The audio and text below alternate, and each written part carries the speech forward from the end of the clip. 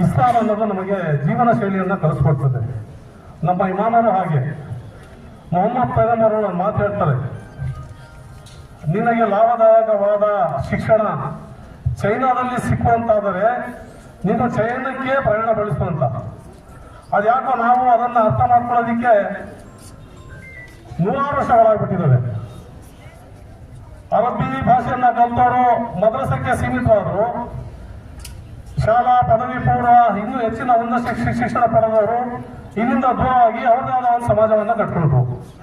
ಮತ್ತೆ ಇರುವಂತ ಜನ ಏನಿ ಸಮಾಜದಲ್ಲಿ ಅನೇಕರು ಹೇಳಿದ್ರು, ತಮಿಳುನಾಡು ಮತ್ತೆ ಕೇರಳ ಅಲ್ಲಿನ ಉದಾಹರಣೆಗಳನ್ನ ಕೊಟ್ಟು ಹೇಳಿದ್ರು, ಯಾಕೆ ನಮ್ಮಲ್ಲಿ ಭಾಷಾ ತಾರತಮ್ಯವಿದೆ, ಇವರು ಅಲ್ಪಸಂಖ್ಯಾತರು, ಇವರು ಬಹುಸಂಖ್ಯಾತರು, ಇವರು ಬೇರೆ ಜಾತಿಯ, ಉರ್ದು ಮಾತಾಡಿದ್ರೆ ಅವನು ಮುಸಲ್ಮಾನ, ಬೇರೆ ಮಾತಾಡಿದ್ರೆ ಅವನು ಕನ್ನಡಿಗ, ಈ ರೀತಿಯಾದ ಭಾವನೆಗಳನ್ನ ರಾಜಕಾರಣಿ ಆಗಿರ್ಬೋದು ಅಥವಾ ಸಮಾಜದಲ್ಲಿ ಒಡಕನ್ನು ಉಂಟು ಮಾಡುವಂತ ಕೆಲವೊಂದು ಸಂಸ್ಥೆಗಳಾಗಿರ್ಬೋದು ಅವರನ್ನ ಹುಟ್ಟಾಕಿ ನಮ್ಮಲ್ಲಿ ಸಮಾಜದಲ್ಲಿ ಒಂದು ಬೆಳಕನ್ನ ಹುಟ್ಟಾಕಿದ್ದಾರೆ.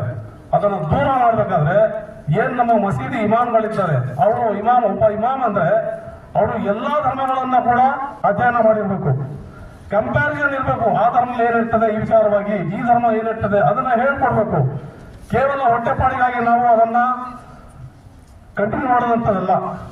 ಅದನ್ನು ನಾವು ಮಾನವೀಯತೆಯ ಸಂದೇಶವನ್ನ ಕೊಡೋದಿಕ್ಕೆ, ಸಮಾಜವನ್ನ ಒಂದುಗೂಡಿಸೋದಕ್ಕೆ ಮತ್ತು ಪ್ರೀತಿ ವಿಶ್ವಾಸದವನ್ನ ಸಮಾಜದಲ್ಲಿ ಎರ್ಸೋದಿಕ್ಕೆ ಅದನ್ನ ನಾವು ಸದುಪಯೋಗ ಪಡ್ಕೋಬೇಕು. ಆ ನಿಟ್ಟಿನಲ್ಲಿ ಈ ಕೆಲಸ ಏನ್ ಮಾಡಿದ್ದಾರೆ ಇವರು ನಿಜವಾಗ್ಲೂ ಕೂಡ ತುಂಬಾ ಅಭಿನಂದನ. ನಾನು ತುಂಬಾ ಮನಸ್ಸಿನಿಂದ ಅದನ್ನ ಶ್ಲಾಘನೆ ಮಾಡ್ತೇನೆ.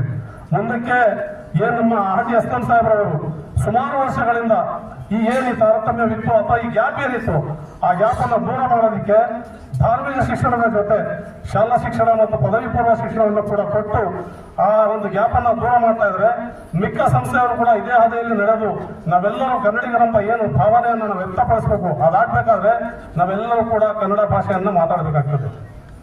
ಆ ನಿಟ್ಟಿನಲ್ಲಿ ಕನ್ನಡ ಪ್ರಾಧಿಕಾರದವರು ಮತ್ತು ನಮ್ಮ ಅಲ್ಪಸಂಖ್ಯಾತರ ಅಭಿವೃದ್ಧಿಯ ಸಚಿವರಾದ ಜಮೀರ್ ಸಾಹೇಬ್ರವರು ಇವರೆಲ್ಲರೂ ಸೇರಿ ಏರಿ ಕಾರ್ಯಕ್ರಮವನ್ನು ಕೊಟ್ಟಿದ್ದಾರೆ. ಇದರ ಸದುಪಯೋಗವನ್ನ ನಾವೆಲ್ಲರೂ ಕೂಡ ಪಡೆದುಕೊಂಡು ಈ ರಾಜ್ಯವನ್ನ ಕನ್ನಡಿಗರ ರಾಜ್ಯವನ್ನಾಗಿ, ಜಾತ್ಯತೀತ ರಾಜ್ಯವನ್ನಾಗಿ ಮಾಡಲು ನಾವೆಲ್ಲ ಸಹಕರಿಸಬೇಕಂತ ಹೇಳ್ತಾ ನನ್ನ ಮಾತುಗಳನ್ನು ಮುಗಿಸ್ತೇನೆ. ಜೈ ಹಿಂದ್, ಜೈ ಕರ್ನಾಟಕ.